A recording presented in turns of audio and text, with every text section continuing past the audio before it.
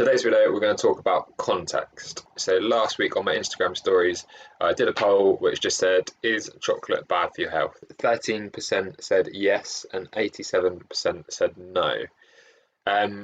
So my thinking behind this post was just to delve into this concept of context.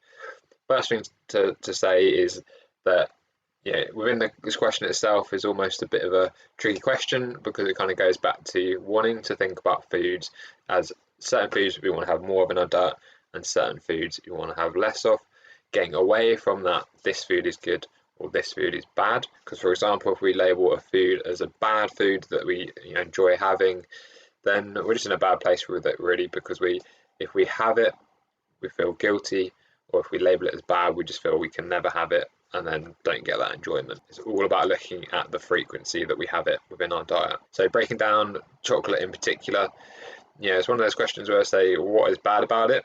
And quite often people don't even really have an answer.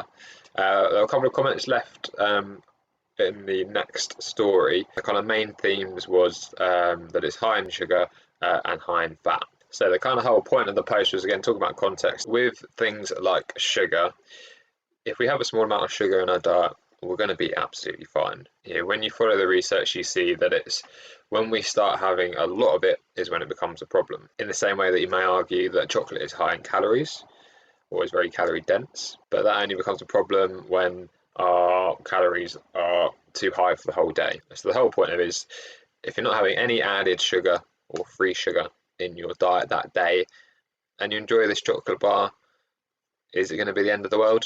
Whereas if you're having lots of free sugar through the day, so maybe you've got honey on your breakfast, you have two sugars in your tea, and you have 3 teas a day, and then you have a chocolate bar, and then you have a flavoured yogurt, and all this kind of free sugar adding up by the end of the day, then that's probably not a good thing. But it's basically just thinking about, right, trying to look at the bigger picture, and rather than just labelling something like sugar as right, sugar is the devil, don't include it, but actually go, well, actually, if it's a food we enjoy, we can have a bit of it in our diet, and we're going to be absolutely fine.